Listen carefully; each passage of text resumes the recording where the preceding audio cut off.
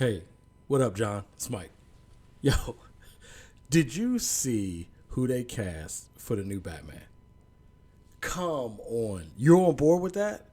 You talking about like sparkly vampire Edward like Batman? Are you serious right now?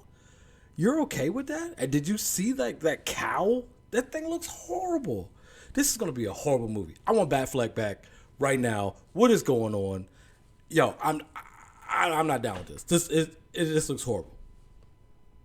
Okay, yeah, you're right. I should probably just wait until the movie comes out and make my own judgment and see how it is from there. Yeah, you're right. You're right.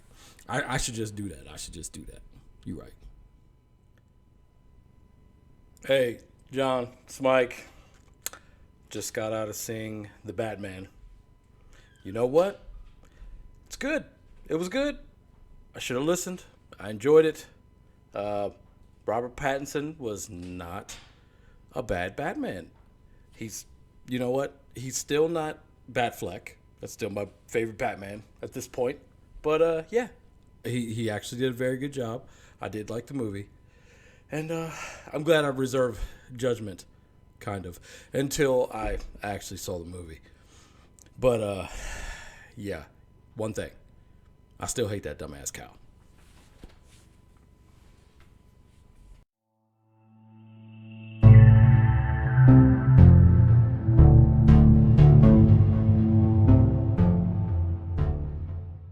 Welcome to Big Mike's Real Reviews. This is Big Mike, and today I'm going to be covering The Batman. We finally got The Batman. It's out in theaters, and I must say I really did enjoy this movie. We had gotten a lot of, revamps and everything of this movie. Before it was supposed to be a Ben Affleck directed film. It was supposed to be, deeply rooted in the DCEU. And with all the pushbacks and COVID and different things like that with Zack Snyder's Justice League, I mean, it's just been a real shit show, basically, for lack of a better term. And so we got Matt Reeves' version of The Batman. And I was pleasantly surprised. I wasn't on board, of course, at first with Robert Pattinson as Batman.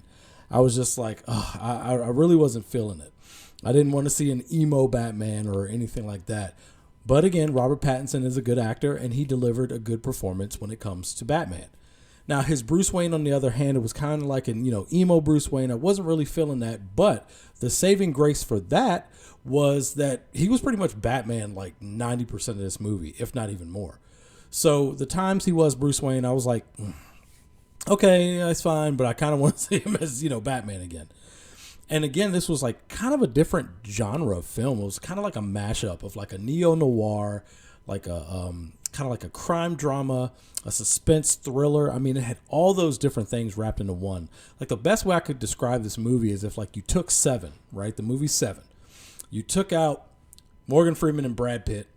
You insert Commissioner Gordon, Jeffrey Wright, and Robert Pattinson Batman as the detectives, okay? And then you take out Kevin Spacey and you throw in Paul Dano's Riddler. I mean, it was kind of like that. And then it was a really different and good take, on the Batman. And I really did enjoy this movie. I didn't think I was going to enjoy it as much as I did. I actually did. That being said, let me give you my rating. And it's going to be a non-spoiler review, of course, so don't worry about any spoilers. I would give this movie an 8 out of 10, actually. That's pretty high for me. But I think the different direction they went in was kind of the way that really got me engaged in this movie. It was a very different direction. It's something you're not really seeing in Batman movies of late. They really explored the greatest detective, in the world aspect of Batman, because we don't get that a lot, actually. In most of the movies, even the Christian Bale ones, as great as those were, I mean, we didn't really get the greatest detective aspect. Like in this movie, even though he was only 2 years in, I mean, he was really helping the police solve, this unraveling mystery of the Riddler and, who he was killing and why. So, like the cast did a great job. Like I said, Robert Pattinson is Batman. Jeffrey Wright is always good in whatever he does. He was a great Commissioner Gordon. Zoë Kravitz was very good as Selena Kyle, Catwoman. We got, again, I mentioned Paul Dano. He was the Riddler. And I think they called him Edward Nashton instead of Edward Nigma. I mean, I guess that makes sense, but I still like Edward Nigma because like Enigma Riddler, like that just to me still makes the most sense. But whatever, that's just me nitpicking.